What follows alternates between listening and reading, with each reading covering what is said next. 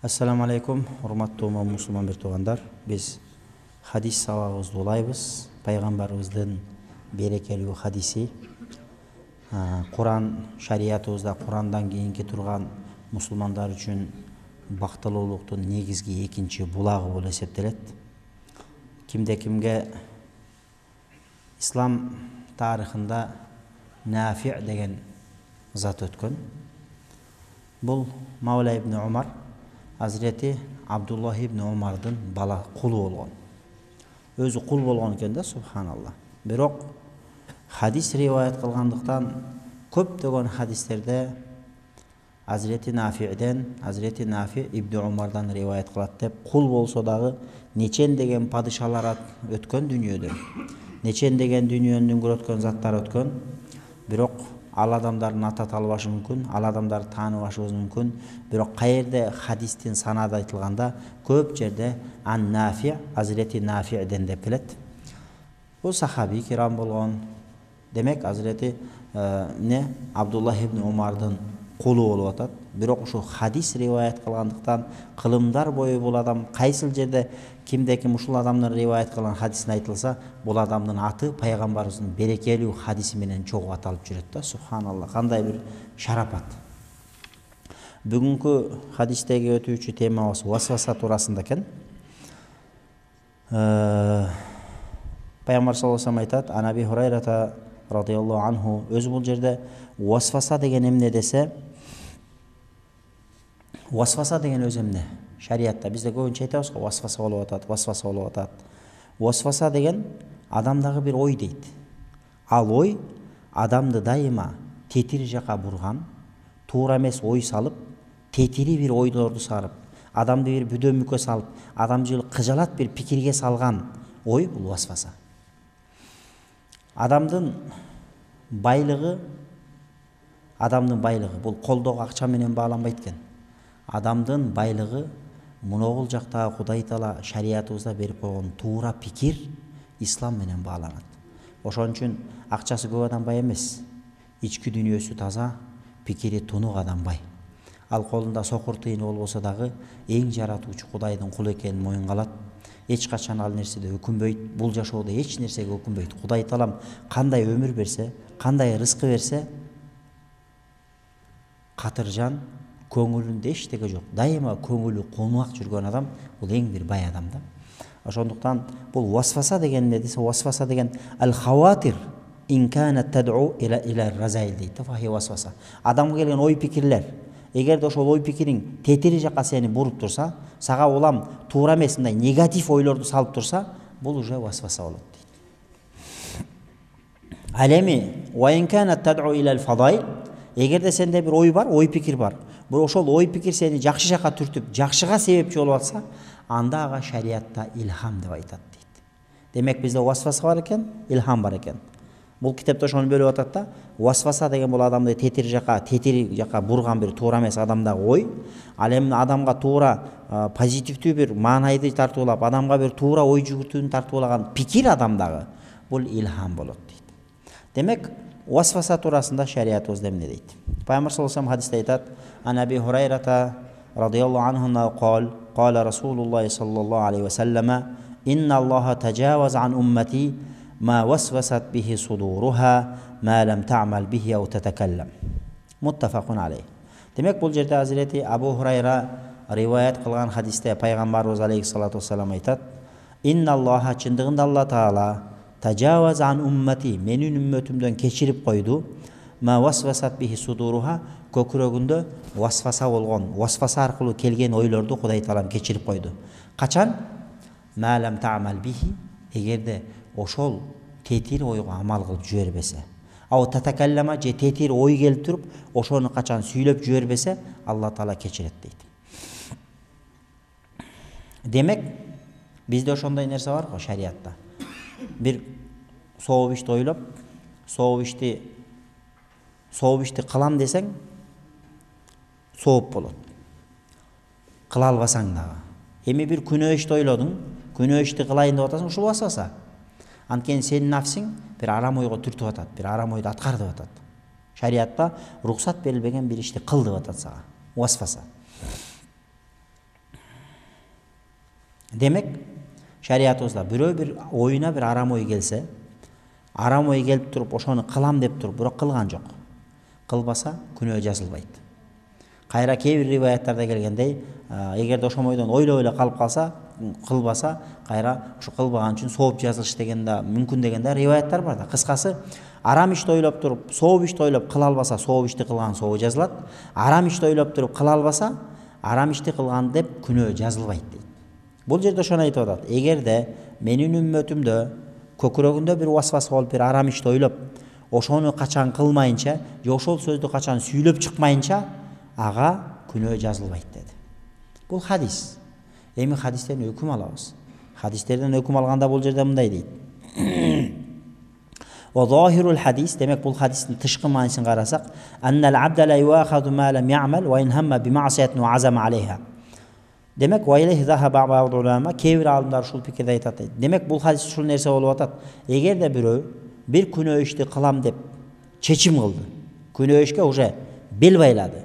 Күнөө ишке бел байлады дагы, бирок ошону кыла албады. Ар кандай себеп болду. Бир нерсе себеп болду, тосук болду, иши кылып тосук болду да күнөөнү кыла албай калды.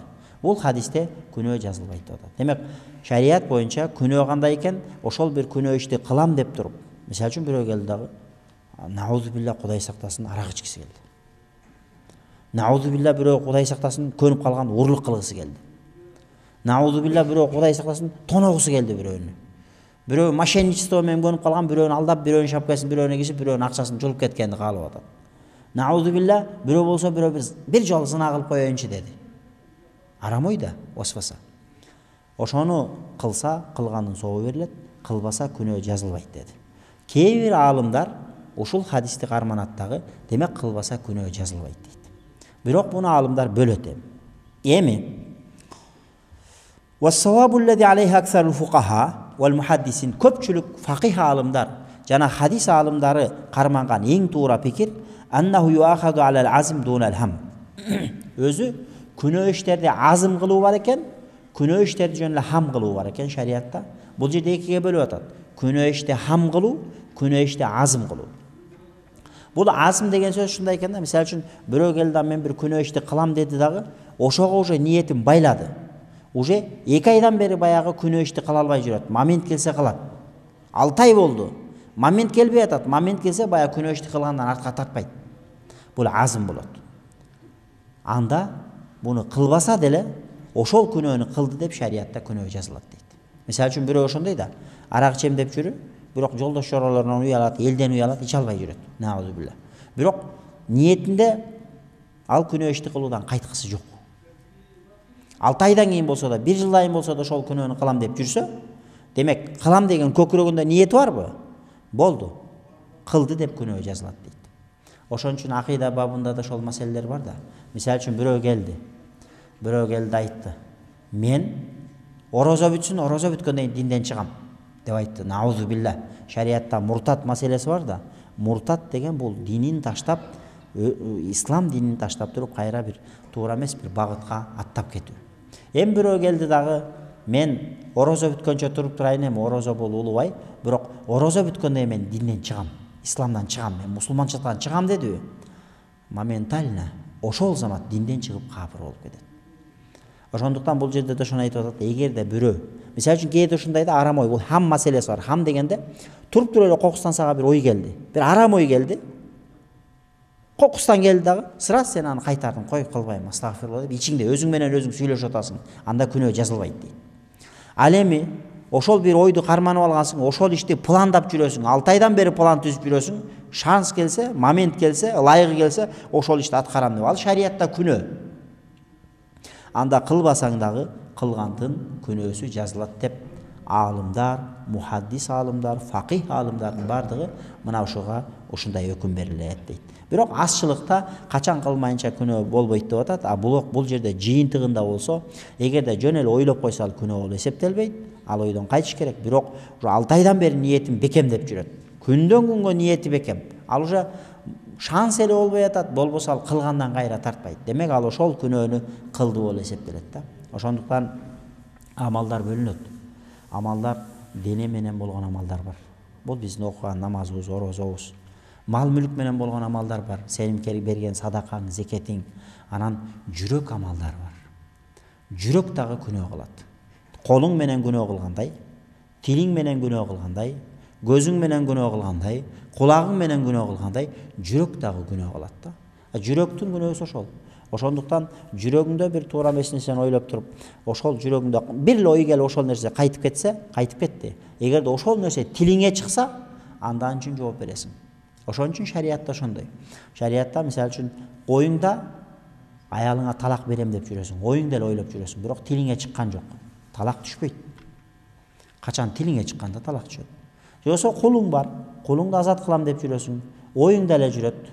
Тилиңде чыга элек, кулуң азат болбойт. Бирок кулуңа ниетиң жок деле сен азатсың десе, болду. Тилиңен чыккан нерсе байланат, кулуң азат болуп кетет да. Ошондуктан тил менен болгон амал башка, жүрөк менен болгон амал башка, дене менен болгон амал башка, ар бир өз-өзүнчө болуп эсептелет. Демек, бул жерде жыйынтыгында Пайгамбар саллаллаху алейхи вассалам хадисте айтты, кимдин көкүрөгүндө бир васваса кылып арам ой салса, Алла Таала анын күнөөсүн кечет. Эгерде ошол күнөөнү кылбаса, же ошол оюндагы туура эмес пикирди айтып чыкпаса деди. Бул качан бул жөн эле бир келип кетсе, эми канчадан бери ошол пикирди карманып жүрөт, 6 айдан бери, 1 жылдан бери кайтпай жүргөн болчу болсо, анда бул кадимкидей эле кылгандын күнөөсү жазылат деди. Ва анху радиаллаху анху дагы Hazreti Abu Hurayra radıyallahu anhudan قال جاء ناس من أصحاب رسول الله sallallahu aleyhi ve sellem ile Nebi sallallahu aleyhi ve sellem.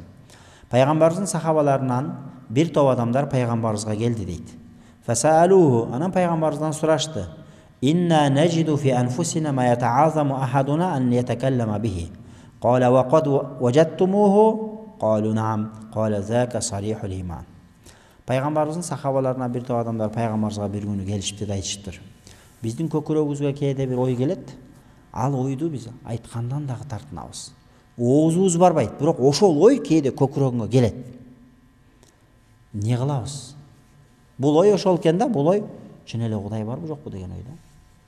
Туруп туруп эле өзү хутур билбал дейт. Хутур, хаватир дегенде сен ойлобойсуң, сен атайын план деле түзбөйсүң, кокустан эле бир пикир келип эле моментально учуп кетет. Кокустан эле келет баягы ой. Кайра шир эле кетип калат. Ошону хатыра дейт арабча. Демек шариаттын тилинде ошону хатыр дейт, хатыра дейт. Бул деген сөз кокустан эле келип кеткен бир ой, пикир. Эми ошону айтат сахабалар. Кээде биз отурганда Кудайга ишенебиз да, 5 убакыт намаз окуйбуз, мусулманбыз деп эсептейбиз, пайгамбардын үммөтүбүз деп эсептейбиз. Бирок кээде ойлонуп, бар нерсени ойлоп отурсаң, бир убакта эле кокустан эле чын эле Кудай барбы жокпу? Чын эле ислам акыйкат динби жокпу? Чын эле пайгамбар чыныгы пайгамбар болгонбу жокпу деген бир туура эмес бир шариатка каршы келген ой келет. Ошону айтты да, кээде ошондой ой келет. Тилибиз менен айткандан коркобуз аны. Эмне болот деди эле Пайгамбар саллаллаху алейхи вассалам айтты. Авакад важаттуму? Чындап эле ушундай ой силерге келип кайра кайттыбы? Деди эле, ооба деди эле. Анда Пайгамбар саллаллаху алейхи вассалам айтты. Зака сарихул иман деди. Бул таза тунук иман деди. Демек тунук ыймандуу адамдарда кээде ушундай бир ойдун келип кетиши болот экен. Бирок ошол келип кеткен менен кой бериш керек. Ошол ойдон кармап, ошол ойдон өзүңчө эле философ болуп, Кудай барбы жокпу деп өзүңчө эле илимий изилдөөлөр жүргүзүп жиберсең, анда ыйманыңан ажырап каласың. Ошондуктан мына Пайгамбар саллаллаху алейхи вассаламдан ошону сураганда, Пайгамбар саллаллаху алейхи вассалам айтты: "Зака сарихул иман" деп жооп берди да.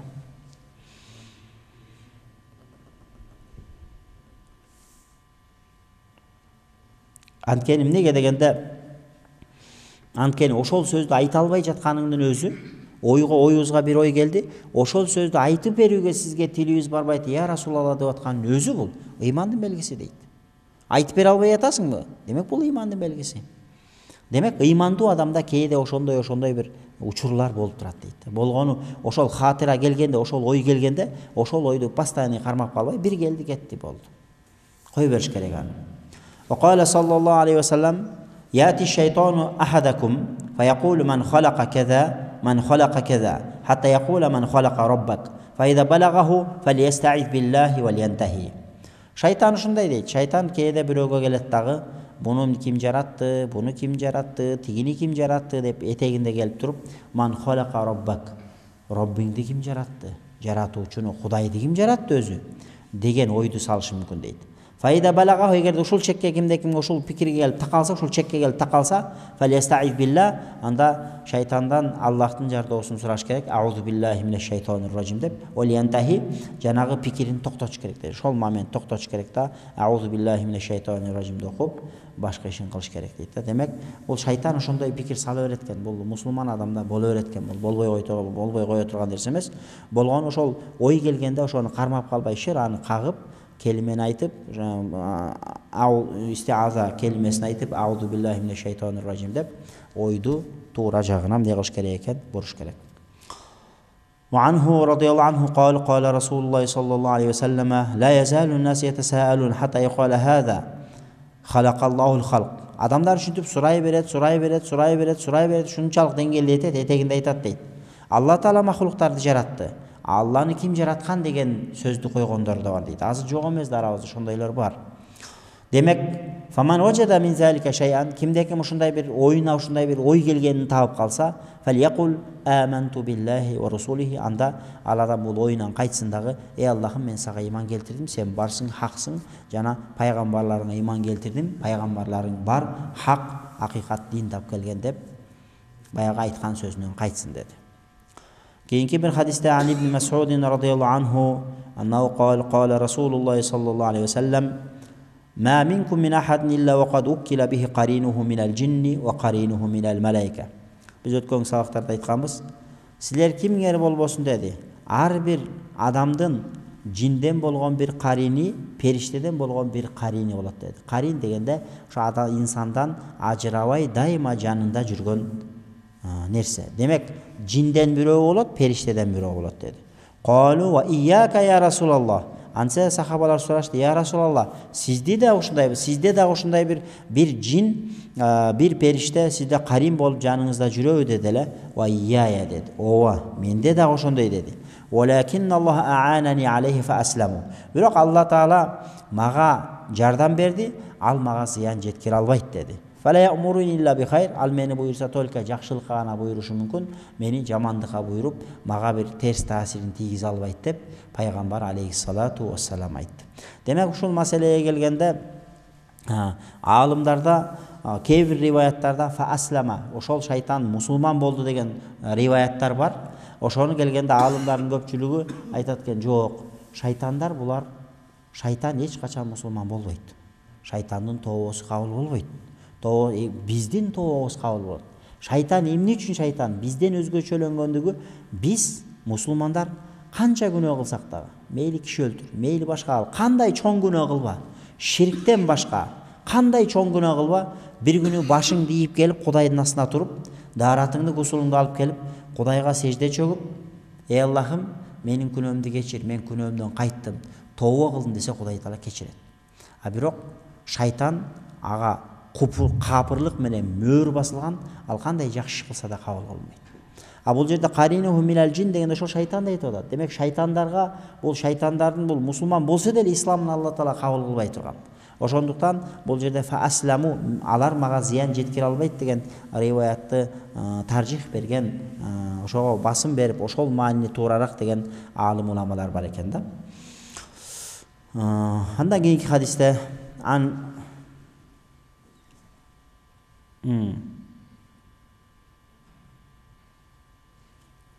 Демек, мындай дейт, карасаңыздар, хадистин шархында. Ай ликулли ахадин мин бани адам сахибун минал малак ва сахибун минаш шайтан. Ар бир адамдын жанында бир периште шериги болот экен, бир жинден, шайтандан болгон шериги болот экен. Фақаринуху минал малака я'муруху бил хайр. Адамдын жанындагы периштеден болгон шериги аны дайыма жакшы иштерге буйрап, жакшы пикир салып турат дейт. Ал ошол жакшы пикир салып турган периштенин аты ал-мулхим экен. Ал-мулхим деп атайт экен, ошол периштенин аты. Ва каринуху минаш шаятин я'муруху биш-шар. Ал эми шайтандан болгон карин болот экен, шерик болот экен ар бир адамдын жанында, ал адамга жаман ойлорду салып, жаман жакка буйруйт экен. Анын аты ахруман жана васвас деп аталат экен. Ошо адамды туура эмес жакка, туура жакка буйруган периштенин аты мулхим болсо, туура эмес жакка буйруп, туура эмес жакты адаштырып, туура эмес жакты жакшы көрсөткөн шайтандын аты ахруман же болбосо васвас деп аталат экен.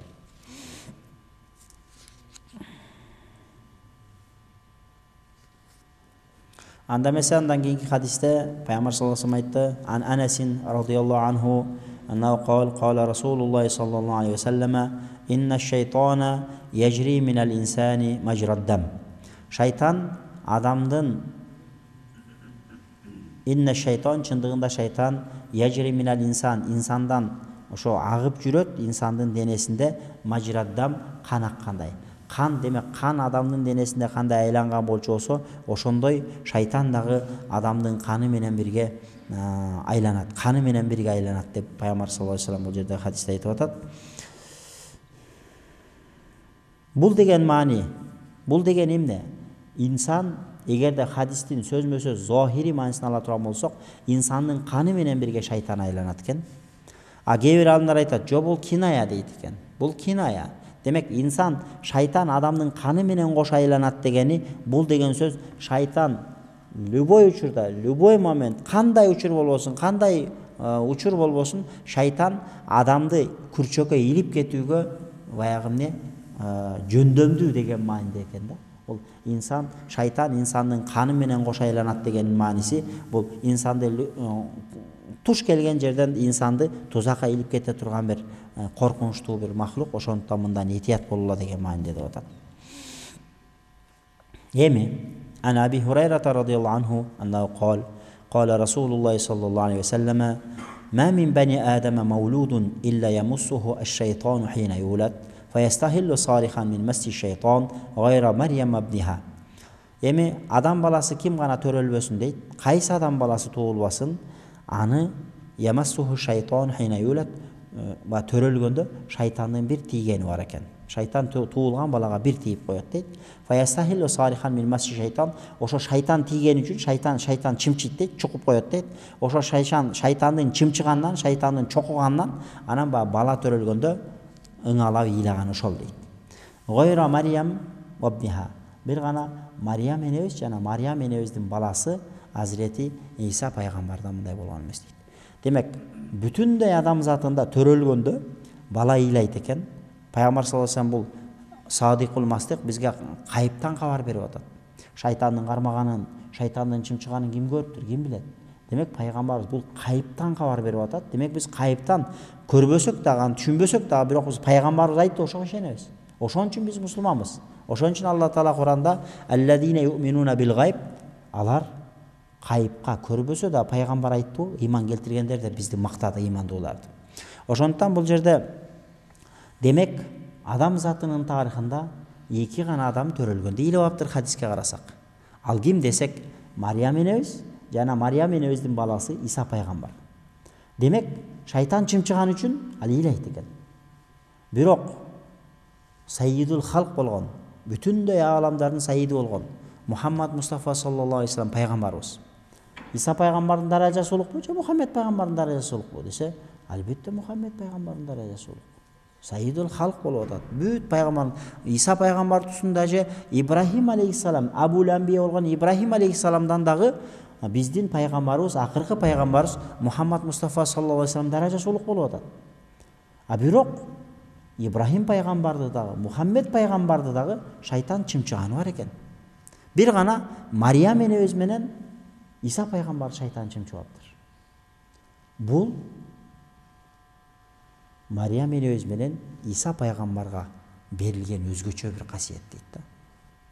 Бирок бул деген сөзү башка пайгамбарлар демек шайтан төрөлгөндө чымчып койгон болчу болсо, андан Иса пайгамбардан даражасы төмөн деген туюлпайт дейт.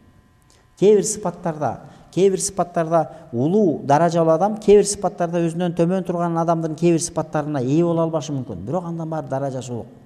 Жалпысынан караганда ошол сыяктуу дейт да. Ошондуктан бул жерде Иса пайгамбар менен Иса пайгамбардын апасынын бир өзгөчөлүгү, алар төрөлгөндө, аларды башка махлуктарды миллиондогон, миллиарддаган адамдар төрөлгөндө шайтан келип чымчып тийишет экен. Бирок адам затынан эки адамга, жада калса пайгамбарларга да чымчыйт экен. Бирок адам затынан эки адамга Алланын шарапаты, Алланын өзгөчөлүгү, Алла Таала ушинтип өзгөчөлөп коюптур.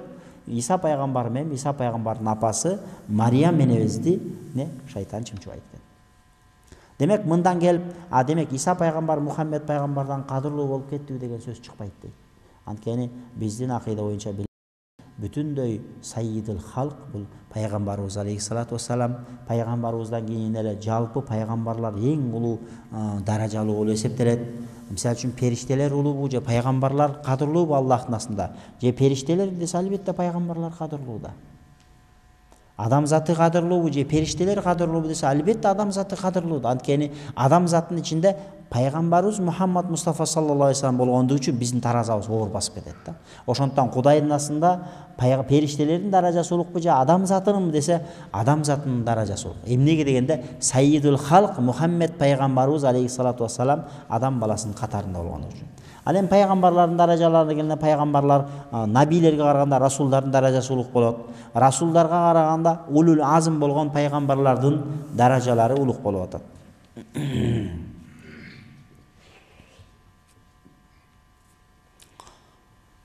وعنه رضي الله عنه أنه قال رسول الله صلى الله عليه وسلم Peygamberimiz aleyhissalatu vesselam aytат, дагы Hazreti Abu Hurayradan rivayet kılat iken Siyahul mavlud hine yaqa'u nazghatun mineş-şeytan.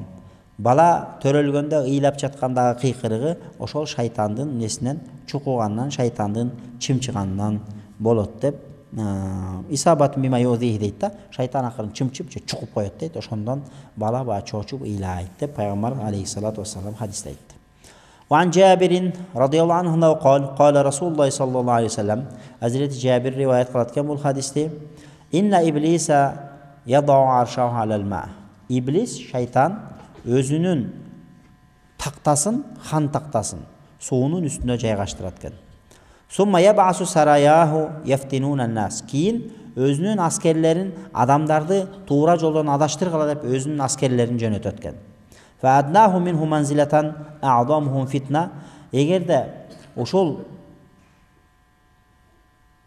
şeytandardın kimisi көбүрөөк fitna кылса, kimisi көбүрөөк элдин арасында элдерди адаштырып, элдин арасында жаңжал салса, мына ошол шайтан иблиске эң жакын болчу ошол шайтан болот экен да. Яжу ахадухум фаякул фаалту каза ва каза. Анан шайтандар келип иблиске отчет берет экен.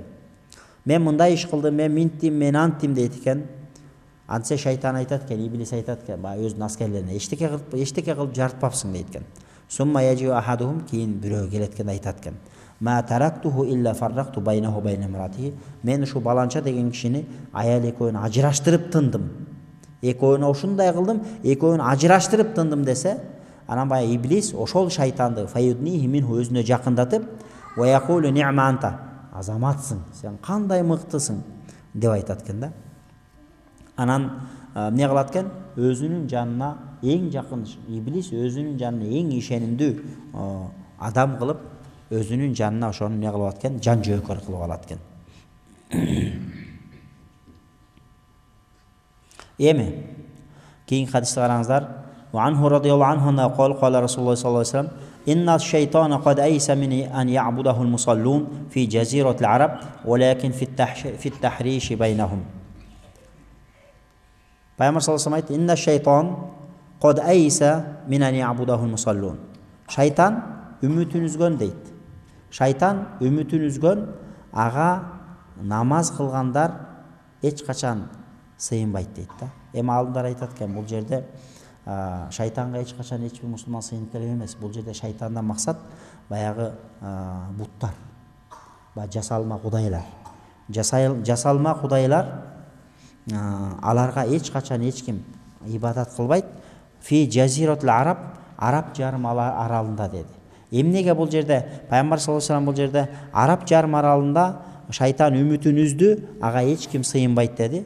Бирок шайтандын бир гана үмүтү ошол адамдарды адаштырып, адамдарды васваса кылууда анын мүмкүнчүлүгү бар, анын шансы бар. Болбосо башка иштерде шайтан иштей албады. Демек мусулмандар экинчи шайтандын азгырык аркылуу жана жасалма кудайчаларга сыйынбайт. Бул маселеде шайтан үмүтүн үздү деди. Араб жарым аралында деп айтты. Эмнеге бул жерде хадистин шархында алымдар айтып атат да, эмнеге араб жарым аралында? Дүнүйө жүзүндө эле ар кандай жасалма кудайларга сыйынгандар бар да. Бирөө айга сыйынат, бирөө күнгө сыйынат, бирөө топуракка сыйынат, бирөө ташка сыйынат, бирөө кумурсканын уюгуна сыйынат, бирөө уюга сыйынат, бирөө жыланга сыйынат, бирөө отко сыйынат. Бунун баары эле жасалма кудайлар, жалганчы кудайлар, чыныгы кудай эмес. Эмнеге хадисте Араб жарым аралында шайтан үмүтүн үздү, Араб жарым аралында мындан кийин адамдар жанат жасалма кудайларга сыйынбайт деп айтты десе, анткени ушул пайгамбарыбыз алейхиссалату вассалам ушул хадисте айткан кезде ислам дини Араб жарым аралынын территориясынан, ошонун айланасынан али дүнүйөгө жайыла элек кези болчу дейт да. Пайгамбарыбыз бул хадисте айтканда ошондуктан болбосо негизи эле дүйнө жүзүндө ошондой. Дүйнө жүзүндө эч бир мусулман ал бир жасалма кудайга сыйынышы мүмкүн эмес. Демек ал бир Кудай Таала хидаят бербесе, ар ким ар кандай болушу мүмкүн, бирок мусулман адам не кылат экен? Намаз окуган адам ал эч качан жасалма кудайга сыйынышы мүмкүн эмес деди. Анан дагы пайгамбарыбыз алейхиссалату вассалам неге эч бир намаз окуган адам жасалма кудайларга Араб жарым аралында сыйынышы мүмкүн эмес деп, эмнеге Араб жарым аралын өзгөчөлөп айтты? Эмнеге бүтүн дүйнө жүзүндө деп айткан жок десе, анткени вахий, Аллахтын вахиси Араб жарым аралына түшкөндүгү үчүн пайгамбарыбыз алейхиссалату вассалам Араб жарым аралын өзгөчөлөп белгилегендиги мына ошондо дейт.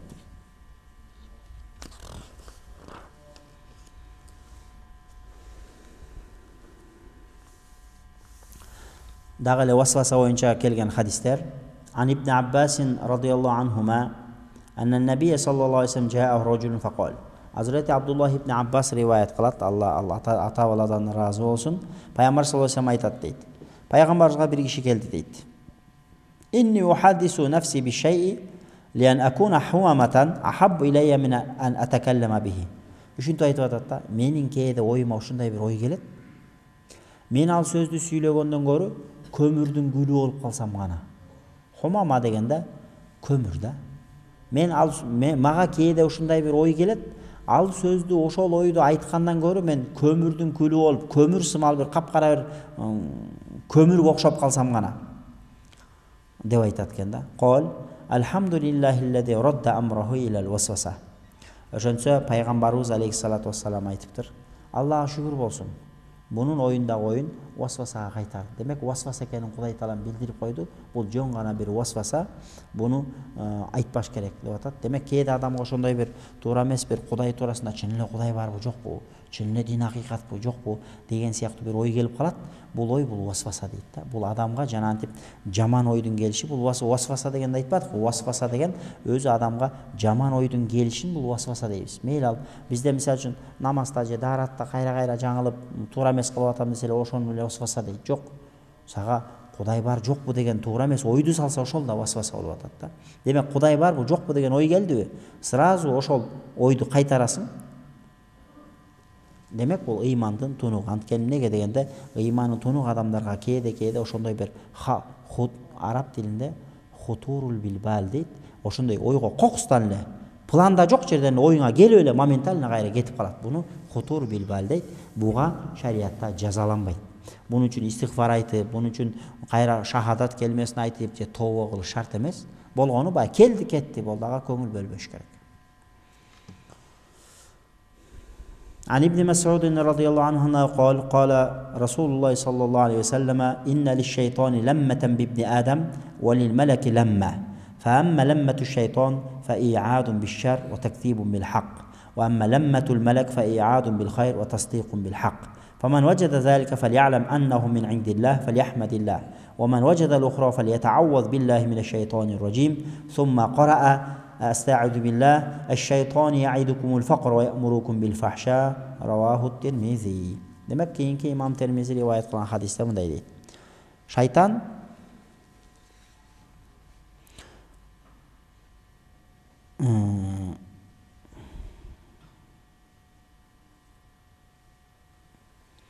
Шайтан адамга бир шанс, мүмкүнчүлүк жетет экен, адамга бир жетүүгө мүмкүнчүлүк жетет дейт.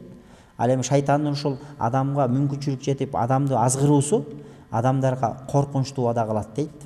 Куфурду вада кылат, фусукту вада кылат жана акыйкат. Демек шайтан адамга жететкен дагы шайтан адамды азгырууга мүмкүнчүлүк тапканда Алланы жок деп айтууга алып келет экен.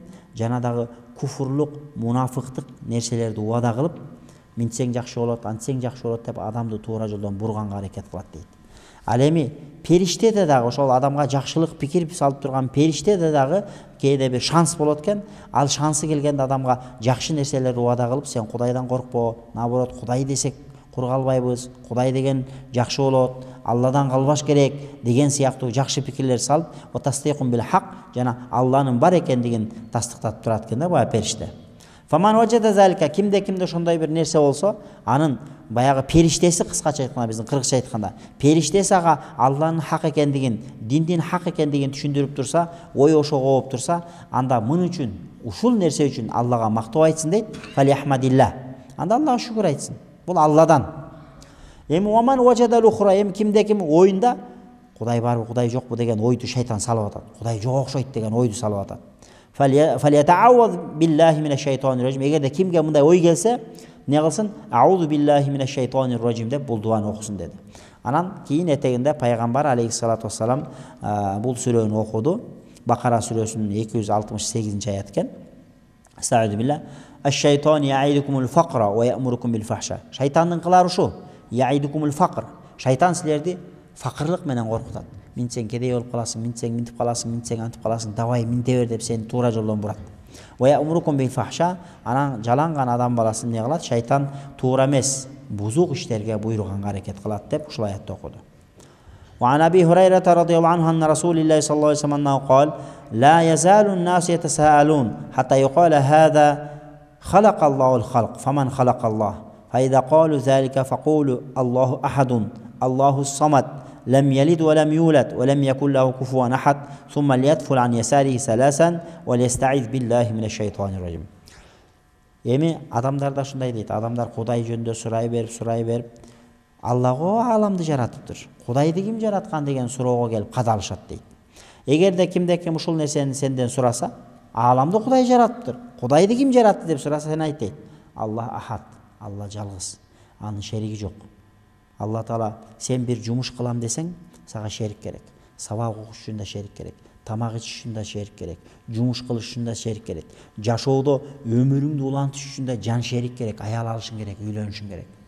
Адам баласын ал-инсану маданиюн би табиhi дейт. Адам баласынын табияты көпчүлүктү сүйөт. Ал жалгыз бир ээн талак апарып койсо, ал жапайы болуп жашай албайт. Аяктал адам баласы чүнчүп кетет, стресске батып калат. Адам баласы дайыма көпчүлүктүн арасында күлүп жайнап, көпчүлүк менен адам баласы, адам өзү көпчүлүк менен адамда. Адам ал жашоосу кыйын болот. Демек, бул жерде ошону айтып атат. Аллах жалгыз. Алла гана жалгыз. Алладан башка нерсенин бардыгы жуп. Керек болсо күн, түн, керек болсо биздин ата бабабыз айтып келген сары майдын эркек ургачысы бар.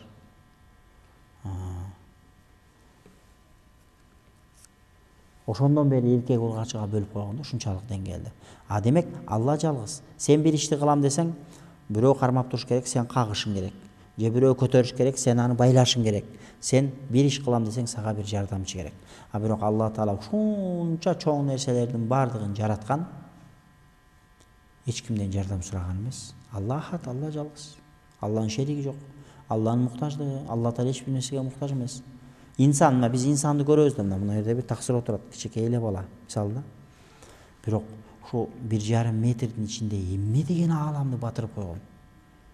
О кан тамырын алып жерди 2 жолу чулгап жиберсе, 2 жолу чулгаганга жетет экен. Субханалла, Кудайдын кудурети. О ая аламды чоң нерселер жөн эле кой, ушу биз өзүбүз көрүп аткан дүйнөдө эле Кудайдын кудурети эмне деген. Ошонун баарын ким жасады? Кудай өзү жасады. Демек Алла ахад деп айт дейт. Кудайды ким жаратты десе, Алла жалгыз, аны эч ким жараткан эмес. Ал жаратыш үчүн бир жардамчыга же башкага муктаж эмес.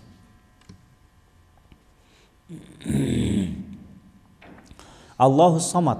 Анан айткан дейт, Алла Таала эч нерсеге муктаж эмес. Саматтын маанисин тафсирде ошентип келет. Самат деген бүт бардык нерсе ага муктаж, ал Алла Таала бирок эч кимге муктаж эмес. Ошол саматтын мааниси ошо. Демек Алла деген ушундай. Бүт сен ар бир көз ирмемде, ар бир мүнөт секундта Кудайдын рахматына муктажбыз. Кудайдын рахматы бизге, Кудайдын берекеси, рахматы бизге ар бир көз ирмемде, ар бир минут, секунд сайын Кудайдын рахматы бизге жаап турат. Алла Таала бизден эч кимге эч нерсебизге муктаж эмес. Алла Таала сенин айткан зикириңе муктаж эмес, сенин окуган Кураныңа муктаж эмес, сенин окуган намазыңа муктаж эмес, сенин берген садакаңа муктаж эмес, сенин берген зекетиңе муктаж эмес, сенин атаңа кылган жакшылыгыңа муктаж эмес, энеңе жакшылык кылган жакшылыгыңа муктаж эмес. Ал сен өзүң үчүн. Аллаху самад. Алла Таала Аллага бүт бардыгы муктаж, сен да муктажсың, сенин ата-энең да муктаж, сенин бир туугандарың да муктаж, керек болсо жер да муктаж, ай да муктаж. Анткени жерди да Алла жараткан, айды да Алла жараткан, күндү да Алла жараткан. Алланын кудурети менен эч кандай бигойра амадин тараунаха деп келет го Куранда. Айды карасаң, күндү карасаң, эч кандай түркүп жок, илгиш жок эле асманга асып койду го. Бул кимдин кудурети? Кудайдын кудурети. Демек, Аллаху самад. Ай өзүнүн орбитасында айланыш үчүн, күн өзүнүн орбитасында айланыш үчүн Аллага муктаж. Алла күнгө да, айга да, адамга да эч кимге муктаж эмес. Аллаху самаддын мааниси ошол. Эгерде бул ааламды ким жаратты? Ааламды Кудай жаратты. Кудайды ким жаратты үчүн жооп берип атат. Алла жалгыз. Аллаху самад. Алла Таала эч бир нерсеге муктаж эмес. Бирок бул дүйнөдөгү болуп аткан нерсенин бардыгы муктаж. Керек болсо сен көзүңдү ачып жумуш үчүн да Кудайга муктажсың. Сүйлөш үчүн да Кудайга муктажсың. Дем алыш үчүн да Кудайга муктажсың. Кудайдын жардамы болбосо, Кудай Таала ошо демди кере соруп, кайра демди чыгарганга Кудай Таала күч дем бербесе, анда демди да алып чыгара албайбыз биз. Демек биз ар бир мүнөт секунд жашоо ушу туулгандан баштап өлгөнгө чейин биз акыретте дагы биз Алланыкыбыз. Ошондуктан Кудайга биз көз ирмемчиликте Кудайга муктаж болбой кое албайбыз. Анткени биз Кудай бизге өмүр бергендиги үчүн, Кудай бизге дем алууга мүмкүнчүлүк бергендиги үчүн биз жашап атабыз. Кайсы күнү сенин ички аппаратың Алла Таала токто деген күнү токтойт, болду, өлөсүң, кетесиң. Өзүң ал жагыңды иштете албайсың, башка кыла албайсың, өзүң контролдой албайсың. Демек, Аллаху самад. Алла Таала эч нерсеге муктаж эмес. Бүтүндөй махлуктар ага муктаж, Алла Таала эч кимисине муктаж эмес. Лам ялид ва лам юлад. Лам ялид. Алла Таала төрөбөдү. Ва лам юлад. Алла Таала төрөлбөдү. Демек, Алладан бир нерсе чыккан эмес, Алла Таала бир нерседен чыккан эмес. Мисалы үчүн карасаң, биз бирөөдөн чыктык. Бизден бирөөлөр чыгып атат. Биз ошентип көбөйүп атабыз. Алла Таала андай эмес. Демек, бул деген сөз Алланын ата-энеси жок, Алланын баласы жок, Алла Таала жалгыз. Алла Таала бөлүнбөйт. Алла Таала мутабаид эмес, Алла Таала мутажаззи эмес дейт. Мутабаид дегени крупный частарга бөлүнөт. Мисалы, инсанды бөлсөң, баш сөөк, кол сөөк, дене сөөк, бут сөөк болуп бөлүнөт. Бул мутабаид. Алла Таала мутабаид эмес, баъд болуп чоң крупный бир корпустарга бөлүнбөйт. Наузу билlah.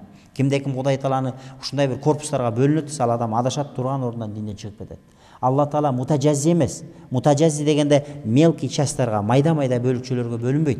Мисалы үчүн инсан 360 муун бар. 1 2 3 4 5 6 деп 360 муунга бөлүп атат. Алла Таала мындай майда чүйдө муундарга да бөлүнбөйт. Бул махлук бөлүнөт.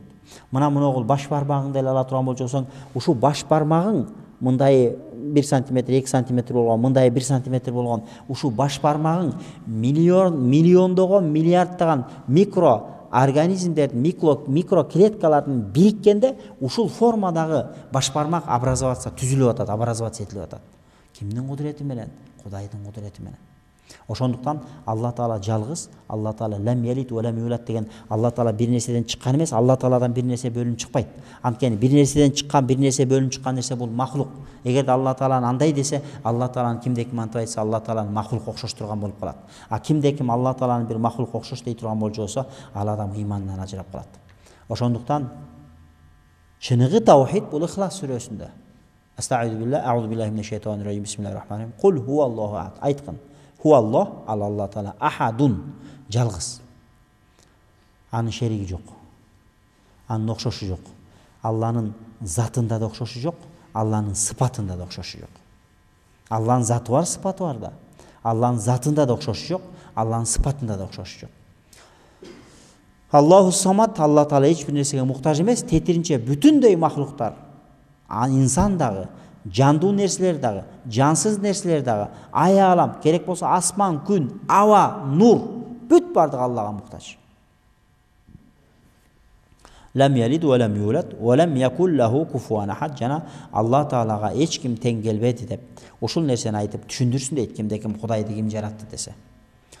Сумма лиятфул ан ясари саласан, кийин сол жагына 3 жолу деп түкүрүп, وَلَيَسْتَعِذْ بِاللَّهِ مِنَ الشَّيْطَانِ الرَّجِيمِ анан أعوذ بالله من الشيطان الرجيم деп айтып койсун деп атат. Эгерде хадистин захири маанисин ала турган болсок, мына ушундай болсун деп атат да. Демек, кейинки фасыл قال رسول عن أنس رضي الله عنه أنه قال رسول الله صلى الله عليه وسلم لن يبرح الناس يتساءلون حتى يقولوا هذا الله خلق كل شيء فمن خلق الله عز وجل. ولمسلم قال الله عز وجل إن أمتك لا يزالون يقولون ما كذا ما كذا حتى يقولوا هذا الله خلق الخلق فمن خلق الله عز وجل деп жаңағы хадисте кайталап атат бул жерде ошол сыяктуу. عن عثمان بن أبي العاص رضي الله عنه أنه قال قلت يا رسول الله إن الشيطان قد حال بيني وبين صلاتي وبين قراءتي يلبسها علي. فقال رسول الله صلى الله عليه وسلم ذاك شيطان يقال له خنزب فإذا أحسسته فتعوذ بالله واطفل على يسارك ثلاثا ففعلت ذلك فأذهب الله عني deydi. Hazreti Osman ibn Abul As деген сахаба айтат. Мен пайгамбарга айттым дейт. Я Расулаллах, шайтан мени менен намазымдын ортомун бөлүп атат. Намазда жаңылып атам. Обайна кыраати юлабису алей, анан намазда кыраат кылып атканда, Куран окуп атканда намазда адашып калып атам. Эмне кылсам болот? Десем пайгамбар саллаллаху алейхи вассалам айтты: "Зака шайтан юқалла хинзаб", ал хинзаб деген шайтан. Намазда азгырган, намазда сенин оюңду бөлүп канча рекет окуганыңды билбей каласың. Намазда кыраат окуп атып, кайсы сүрөнү окуп атканыңды билбей каласың, кайсы аятты окудуң, кайсы аятты окубадың билбей каласың. Ошондо адаштырып аткан бул шайтанды хинзаб деген шайтан деди. Эгерде сен ушундай адашып атканыңды билсең, анда фатаауаз биллахи, анда аузу биллахи минеш шайтанир раджим деп айт дагы, анан не ватфул аля ясарика саласан, сол жагыңа 3 жолу түкүрүп кой деп айтыптыр. Фафаалту залика, кийин мен ушул нерсени кылдым дейт. Фаазхабаллаху анни, Алла таала менин ошол жана намазда, кыраатта адашканымды кетирип койду. Кийин адашпай турган болуп калды деп бул жерде хадисте ошол нерсени айтып атат.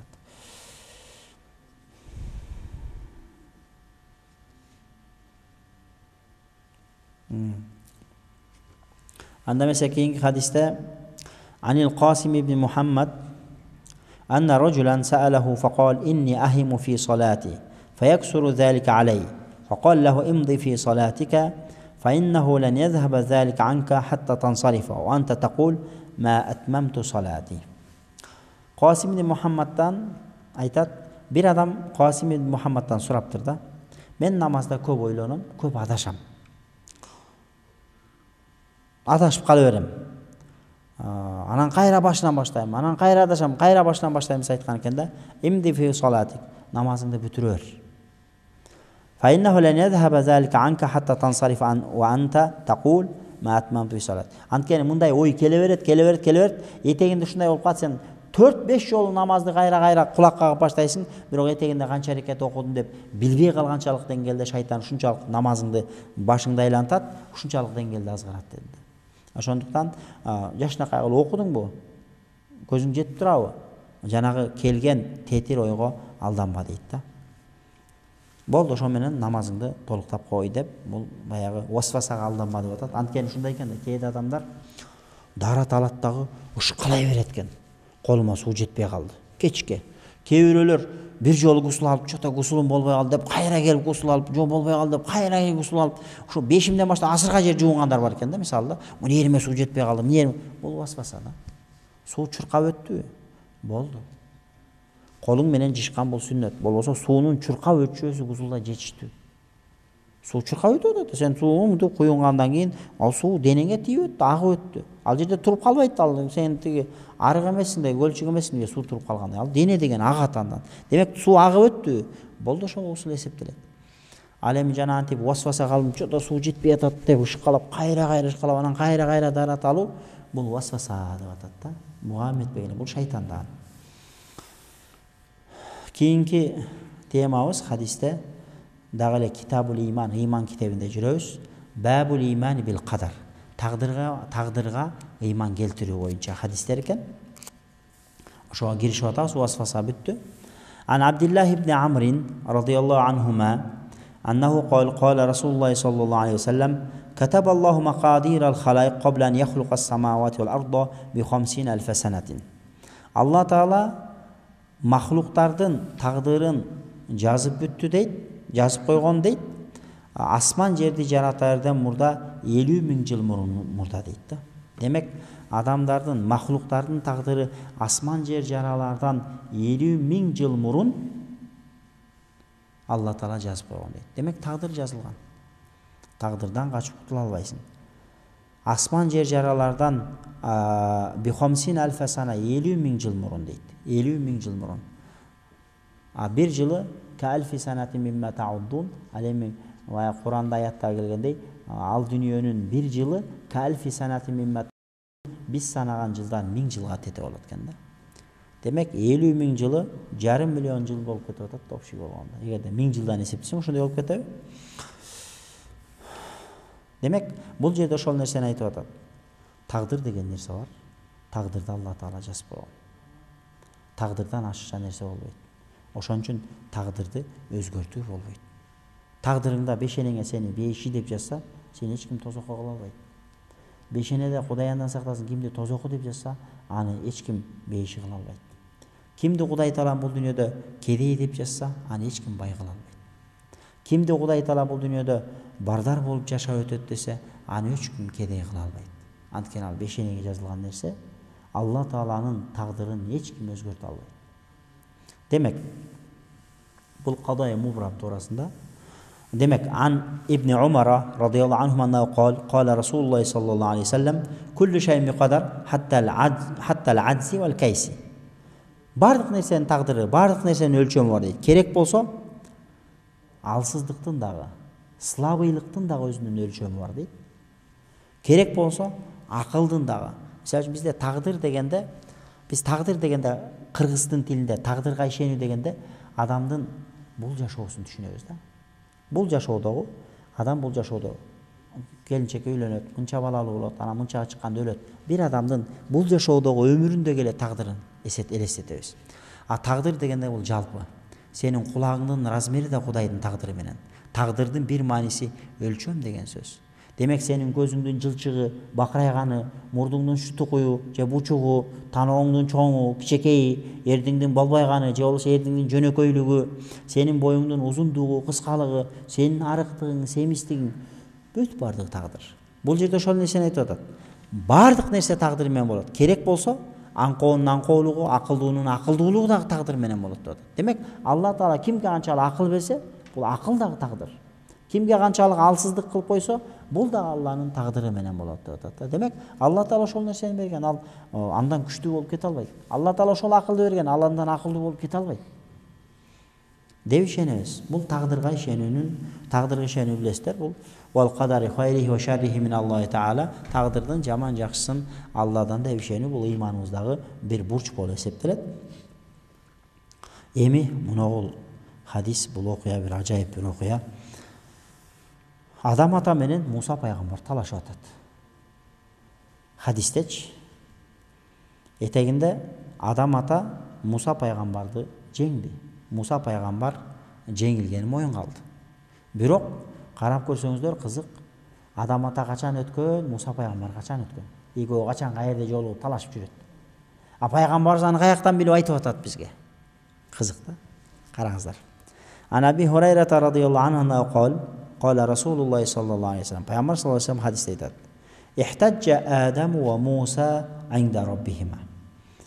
Адам ата менен Муса пайгамбар Алланын астында талашып калды дейт. Аллага барып, Алланын астында экөө талашып атат. Фахаджа Адаму Муса. Бул жерде экөө талашканда Адам ата Муса пайгамбарга үстөм келип кетти дейт.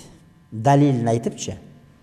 Qala Musa окуя мындайча болду. Муса пайгамбар айтат экен: "Анта Адамуллази халакака Аллаху биядихи ва нафаха фика мин рухихи ва асджада лака малаикатаху ва асканака фи джаннатихи сумма ахбатта ан-наса би хатиятик." Айып Муса пайгамбар Адам атага айыпты тагып атат да, олчо айтып туруп. Мындай дейт: "Сен Адам атасың. Алла Таала сени өз колу менен жаратты." Өз колу менен жаратты дегени баягы эми бул баягы Алла Таала бардыгыбызды бирдей эле жаратат. Адам атанын бул жерде Адам атанын өзгөчө махлук экендиги. Биз мисалы үчүн ата эненден жаралган болчу болсок, адам атаны Алла Таала сени өз колу менен жаратты дегенде Кудайдын биздикиндей колу бар деген түшүнүк эмес бул.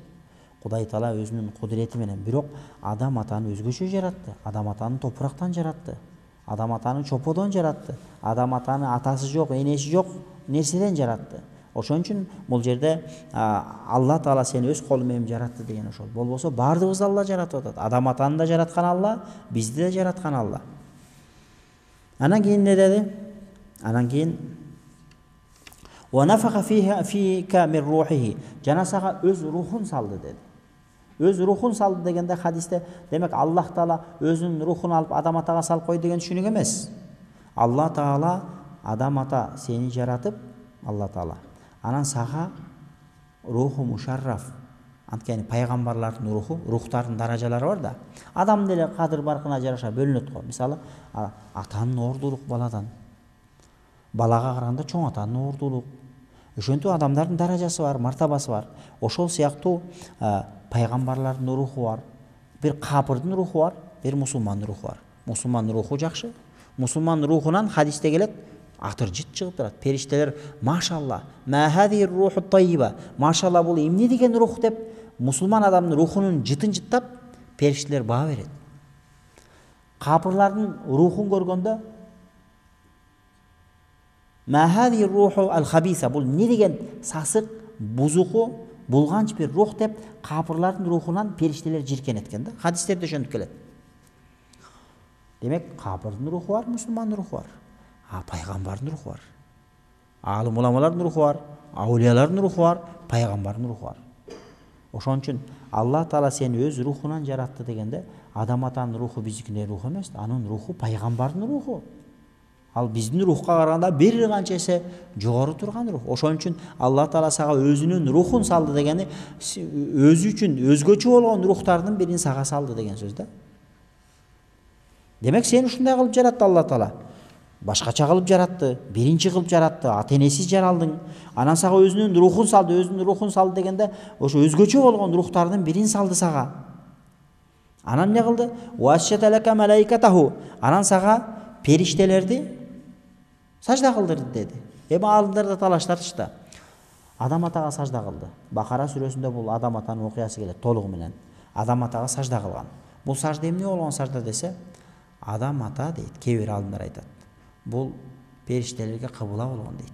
Биз кыбылага карап Аллага сажда кылгандай, периштелер адам атага карап сажда кылган, адам ата жөн гана кыбыланын ролун аткарган, а периштелер Аллага сажда кылган дейт да. Аллага сажда кылган дейт. Кээ бир алымдар айтат, жок, бул жерде сажда болгон адам атага, бирок ибадат саждасы эмес, саламдашуу саждасы, учурашуу саждасы. Адам атага ийилип сажда кылып, чекелерин жерге коюп, не кылган? Бирок адам атага бул ошол учурда ошол биздин шариятта бул арам. Бирок адам атанын учурунда ошол периштелерге Алладан өкүм болгон, бул Алланын изни менен, Алланын уруксаты менен булар адам атага не саламдашкан сажда болгон. Демек бул ибадат саждасы эмес. Биз азыр чекебизди жерге койгондо бул ибадат саждасы. Ал эми периштелер адам атага сажда кылганда бул ибадат саждасы болгон эмес, бул саламдашуу саждасы болгон дейт да. Демек кыскасы адам атага сажда кылды периштелер. Анан эмне кылды? Ва асканака фи жаннати, жана бейиште сени жашатты. Сен бейиште жашадың, адам ата бейиште жашады. Анан эмне кылдың деди? Сумма ахбаттан наса би хатият, катаны кылдың, бардыгыбызды бейиштен жерге түшүрүп салдың. Адам атаны Муса пайгамбардын адам атага койгон айыбы ушул болду да. Сен себептүү биз бейиште түшүп калдык деди. Эгерде сен ката кылбаганда деп атат адам атага, анда биз бейиште турмакпыз деп атат. Кала адам ата жооп берип атат. Анта Муса аллази истафака Аллаху би рисалати ва би калами, сен Алла Таала пайгамбар кылып, калимулло кылып койгон Алланын өзгөчө бир пайгамбарлардын бири сенсиңби деди. Ооба деди. Ва атака ал-алваха фиха тибян кулли шей. Жана сага лаухаларды берип койгон. Ошол лаухада бардык нерсенин чечими болгон лауха доскаларды берген. Ошол сенсиңби деди. Анткени Муса пайгамбардын немесинде, Муса пайгамбардын Муса пайгамбарга жерки мурунку пайгамбарлардан калган табыт болгон. Бакара сүрөсүнүн ошол табыттын окуясы келет. Харут, Марут, тиги Жалут, Талуттун окуясы келет эмеспи? Окотала Дауду Жалута деп келет го Бакара сүрөсүндө. Ошол жерде Дауд алейхиссалам жаш бала болгон болот дагы 18-19 жаштагы. Ошол жерде Жалут деген зулум падышаны өлтүрөт дагы. Ошол Талут деген адилеттүү падыша келет. Анан ошонун падышачылыгын тастыктаган Алла Тааладан бейиштен баягы нелер, периштелер баягы табыт алып жүрөт. Ошол табыттын ичинде 9 нерсе болгон дейт. Ал жерде бир күзгү болгон, ал жерде анан баягы Тавраттын жазуулары болгон, Муса пайгамбардын аса Муса таягы болгон, баягы жыланга айланып кеткен. Кыскасы Муса пайгамбардын ва атакал алвах фиха тибян кул шей, сага ошол табыттагы ошол доскаларды берди, анын ичинде тактайлар болгон, ошонун ичинде көп нерсе жазылган, Таврат жазылган, башка буюмдар болгон. Ошол нерсени берди. Сен ошол Мусасыңбы деди. Окаррабака наджия, жана Алла Таала сени өзүнө ибадат кылган бир таква бир пенделерден кылып койду. Сен ошондой бир Кудайга бир жакын бир кулдардансың да деди. Ана минтип айтып атат. Сен ошол Мусасыңбы деди. Фабикам важатталлаха катабат Таврата кабла нухлак. Сага Таврат түшкөн. Сен билесиң. Демек, адам айтып атат. Мени жараткандан мурда Алла Таала Тавраттагы өкүмдөрдү канча жыл мурун жазыптыр, айтчы деди. Мени адам айтып атат. Мени жарат электен мурда Алла Таала Тавраттагы өкүмдөр жазылган. Демек, Тавраттагы өкүмдөр мен жаралардан мурда канча жыл мурун жазылган экен билесиңби, айтчы деди. Кала Муса би 40 ам, 40 жыл мурун деди. Демек, адам ата жарал электен мурда Тавраттагы шарият өкүмдөрү 40 жыл мурун жазылган экен. Адам ата жарал электе жазылган, кийин Муса пайгамбарга түшүп атат да. 40 жыл мурун деди эле. Кала адам ата айтты. Фахал важатта фиха, ошол жерде сага түшкөн Тавратта ушундай Алланын өкүмү бар бекен. Ва аса Адам раббаху фагава. Адам ата Аллага күнөө кылды, каталык кылды деген жери бар бекен. Деди эле. Ооба бар деди. Демек, мен төрөлөрдөн 40 жыл мурун Алла Таала менин тагдырыма күнөө кылат деп жазып койсо, мени айыптап атасың деп. Кол, анан ошентип адам ата мынтип айтты. Афаталумуни ала ан амилту амалан катабаху алайя ан а'маlahu qabla an yakhluqani bi 40 sana. Мени жараталдан 40 жыл мурун ушул ишти жасайт деп менин тагдырыма Кудайым жазып койгон болчосо, ошол Кудай жазып койгон нерсе үчүн мени жемелейсиңби сен деди. Кала Расулуллах саллаллаху алейхи вассалам, пайгамбар саллаллаху алейхи вассалам айтты. Фахаджа Адам Муса, мына ошентип адам ата Муса пайгамбарды жеңген деди да. Демек, бул жерде тагдырда жазылган нерсе болот деп атат. Эми бул жерде кызыгы ушул маселеде болуп атат да. Бул жерде экөө кантип жолукту? Каерде жолукту? Качан жолуккан? Экөө сүйлөшүп атпайбы кадимкидей? Десе алымдар айтат экен да.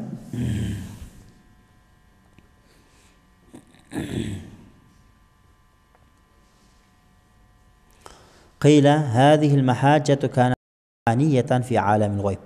Бул рух аламында, кайып аламында, барзах аламында ушундай эме болгон дейт да.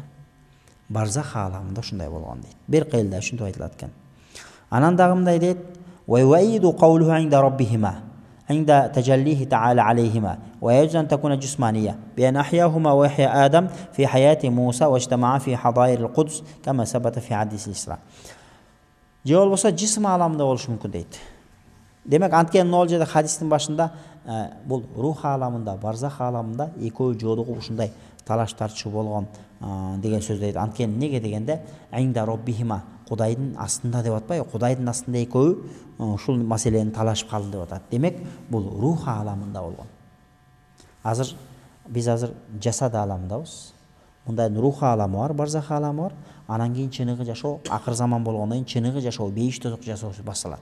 Демек, бизге жерге өткөн бүтүндөй пайгамбарлар, аулиялар, бүтүндөй адамзаттын бардыгы рух аламында турат да. Демек, бул адам ата менен Муса пайгамбардын ортосундагы ушул талашуу бул рух аламында болгон дейт да. Же болбосо жисм аламында болгон болушу да мүмкүн дейт. Анткени неге десе, ошо Муса пайгамбардын учурда адам атаны кайра жаратып, адам ата экөө жолугуп, ошол жерде ушул талашуу болгон болушу мүмкүн дейт. Неге дегенде, пайгамбарыбыз хадисте айтты, пайгамбарыбыз калп айтышы мүмкүн эмес. Бул болгон нерсе да. Пайгамбар садык кылмастык. Пайгамбарыбыз бул нерсени айтып атат, бул пайгамбарыбыз кайыптан бизге кабар айтып атат. Пайгамбар алейхиссалату вассалам Алла Таала менен Адам ата менен замандаш болбосо, Муса пайгамбар менен замандаш болбосо, аларды көрбөсө, же бир тарых китептен же башка китептен окуп алса, пайгамбарыбыз вахий менен айтып атат буну. Демек, бул нерсе болгон деп атат да. Кандай? Кудум жанагындай. Мухаммед пайгамбарыбыз алейхиссалату вассалам Исра Ми'раж окуясында Байтул Мактиске келди. Ошол жерде бүт пайгамбарларга имам болуп намаз окуду. Хадисте келди да. Пайгамбарыбыз алейхиссалату вассалам имам болуп намаз окуду. Кандайча имам болду? Алар 1000 жыл мурун, 4000 жыл мурун, 500 миң жыл өлгөн болчу болсо. Бирок ошолорго имам болуп намаз окуганда хадисте сабит да. Бардыгыбыз айтып жүрбөйлү баяндарда. Пайгамбарыбыз ошон үчүн аалымдарыбыз имамул амбия, пайгамбар үчүнчү сыпаты бар. Пайгамбарлардын имамы дейт. Эмнеге дейт ошол Байтул Мактисте бүтүндөй пайгамбарларга имам болуп намаз окуган дейт да.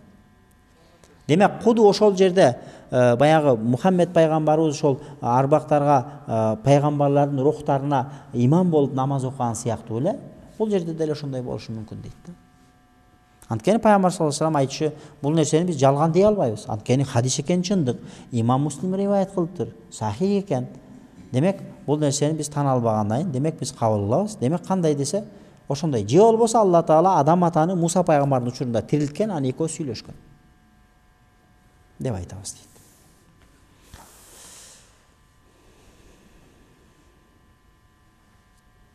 Анан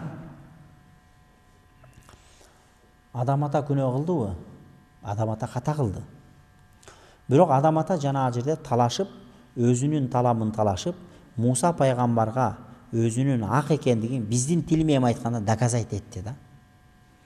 Демек, эгерде Адам ата күнөөкөр болгондо, күнөөкөр бул жерде айтып атат да. ولا يمكن للعاصي مثله لأنه ما دام في دار التكليف ففي لومه زجر وعبرة وآدم عليه السلام خرج عنه وغفر ذنبه. Эми бул нерсе үчүн бул болуп кеткен нерсе үчүн Адам атадан бул нерсе болду. Бирок болгон нерсе үчүн Адам атаны айыптоо же Адам атаны жемелөө бул дурус эмес дейт. Анткени адамдын жемелей турган нерсе бул дару таклифте болот. Азыр сен бир туура эмес ишти кылсаң, сени жемелейт, сени айыптайт, сени айыпка жыгат, мойнуңду доказать этиши мүмкүн, сага жаза колдонушу мүмкүн, чара колдонушу мүмкүн. Бул дүйнөдө чара колдонот. Тиги дүйнөдө Муса пайгамбарга нааразычылык билдирип атат. Ал тиги дүйнөдө даян жазалоочу бир гана Алла Таала. Бул эмне десе, демек бул жерде ушул нерсени туюнтат дейт. Адам ата ката кетирген, бирок Адам ата күнөөкөр эмес. Эмнеге дегенде, Адам ата тобо кылган, тобосу кабыл болгон. Тобо кабыл болгондон кийин күнөөлөр жок, өчтү да күнөөлөр. Деп атат да. Ошондуктан Адам атаны ушул кылган үчүн жемелөө бул кыжалат кылгандан башка эчтеке кылбайт. Анткени Адам атанын ошо ката кетирди, бирок бул катасы үчүн жерге түшкөндөн кийин кээ бир риваяттарда 200 жыл тобо кылган. 200 жыл ыйлаган, 200 жылдан кийин анан Алла Таала тобосун кабыл кылды, анан Адам атанын күнөөсү кечирилди, катасы кечирилди. Демек, Адам ата бул маселеде эмне дейт? Ошон үчүн шариятыбызда ошондой, бизде да ошол, канчалык күнөө кылсаң, бул дүйнөдө чындап Кудайга тобо кыла турган болчу болсоң, тобонун эшиги ачык, кандай күнөө кылба, ширктен башка кандай гана күнөө кылба, тобо кылсаң, тобоңду Кудай Таалам кечирет.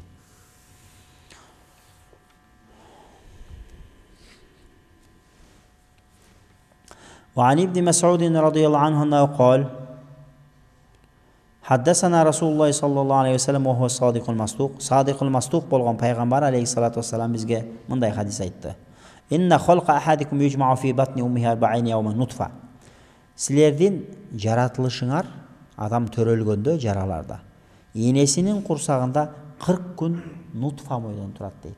Нутфа деген сөз өзү сөзмө сөз мааниси жөн эле бир аз суу экен, тамчылаган сууну айтат экен. Бирок хадисте ошону нутфа деди, тамчылаган суу. Сумма якуну алаката мисла, кийин дагы 40 күн уюган кан болот. Сумма якуну мудгата мисла, кийин тиштелген эт сымал болот деди. Анан бул жерде пайгамбарыбыз алейхиссалату вассалам нутфа дегенде бул жерде өзү кичекей бир аз тамчылатып койгон сууга айтылат, бирок шариятта термин катары бул нутфа деп аталык сууга айтылат. Демек, Силер жаралганда 40 күн эненин курсагында аталык суумойдон турасыңар. Ошол сыяктуу эле тиштелген эт сымал, ошол сыяктуу эле уюган кан болуп 3 этапты басып өтүп атат. Сумма кийин ошентип 3 этап бүткөндөн кийин ябасуллаху илейхи малакан. Алла Таала ошол эненин курсагындагы балага бир периштени жиберет. Биарбаи калимат. 4 калиманы жазат дейт. Демек карасаң, адам бала ушинтип эненин курсагында бүтүндөй дене бою бүткөндөн кийин анан Алла Таала периштени жиберет экен дагы. Фаяктубу, анан периште 4 нерсени жазат экен. Амалаху. Бул дүйнөдө кандай амал кылат? Ажалаху, качан өлөт? Ризкаху, рызкысыны, жана шакийюн ау саид. Бактылуубу же бактысыз? Бактылуу бактысызбы дегенде бул жашоодогу бай жашоо, кедей жашоо эмес. Бейиштикпи, тозоктук, ошол маселени айтып атат бул жакта. Анан ушул 4 нерсени маңдайына жазат экен. Ушул маңдайына 2 каштын ортосуна ушул жерге, хадистерде, риваяттарда алымдар ушинтип айтыптыр, ушул жерге жазылат дейт. Ошон үчүн адам баласынын муногул жердеги нур бул ыймандын нуру болот экен. Hazreti Tufayl ibn Amr ad-Dawsi деген сахаба болгон. Tufayl ibn Amr ad-Dawsi бул Hazreti Абу Хурайранын уруусу бир да, Даус уруусунан да. Анан бул Tufayl ibn Amr ad-Dawsi бул өзүнүн уруусунан чыккан мындай уруу башчы, эл башчы болгон. Анан бул адам келип кыскасы мусулман болот, окуясы узак, кыскасы мусулман болот дагы. Айтат кетип баратып, я Расулалла, мен эми өзүмдүн элиме барып элди исламга, динге даават кылам.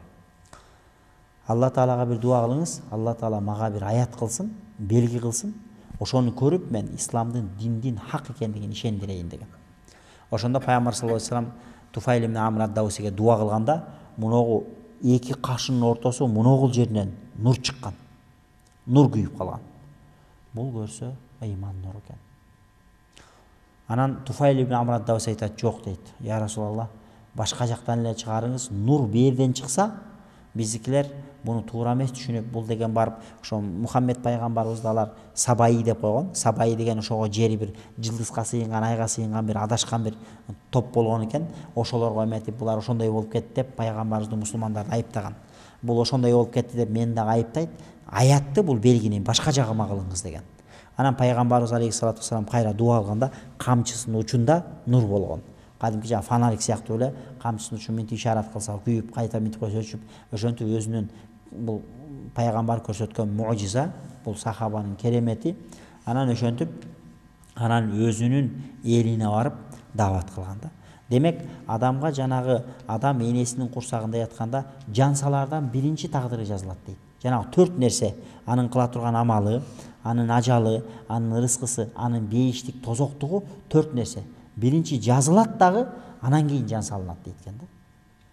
Демек, сумма янфуху фихи рух. Ушу 4 нерсени жазат, кийин жан салат. Фаваллади ла илаха гайру. Мен ушу эч бир шериги жок, теңдеши жок, бир гана сыйынууга татыктуу болгон Аллага ант ичип айтамын.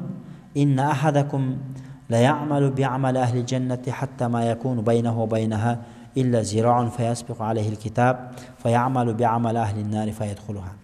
Men Allah'a ant içip aytamın, sizlerden biröňөр ömür boyu beyiş amalın kılıp жүрүшü mümkün. Birok beyiş menen tozoktun ortosu bir zira, bir kulaç kalganda aga tagdyr ozup ketet dagı, al tozok amalın kılıp tozokka kirip kalışı mümkün.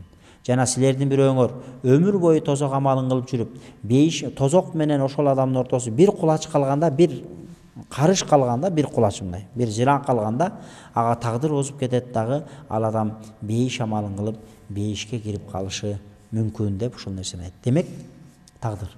Ошон үчүн адам баласында гурур болбош керек. Шариатта гурур мазмум. Гурур деген мындай да, өзүнүн кылган амалына баа берип калат да. Мен 5 убакыт намазды мечитте окуп атам, алхамдулилля. Нормальный. Тетиги болсо намазын окубай жүрөт. Мен амалдар ай сайын 3 айды берип атам, нормальный. Гашты калтырбай неметип атам, машварага калтырбай катышып атам, нормальный. Тетиги болсо келбей койду деп бүгүнкү амал менен мактанбаш керек. Анткени сен кылып аткан амалың кабылбы, кабыл эмеси гарантияң жок. Эртеңки күнүбүзгө эч кимибиз гарантия бере албайбыз. Турмуштан нечен деген адамдар өткөн, капыр болуп кеткен. Наузу билла, Кудай сактасын. Турмушта нечен деген жаман адамдар болгон. Өлөрүнө аз калганда, мына бүгүн эртең өлөт деп өлөрүнө 2 саат калганда тообо кылып, шахадат калимасын айтып, боздоо ыйлап отуруп, Кудайдан кечирим сурап өткөн адамдар бар. Ошондуктан хадисте ошентип айтылат. Иннамал а'малу бил хаватим. Биздин кылган амалдардын баардыгы эсеби акыркысына жараша болот. Акыркы амалың кандай болду?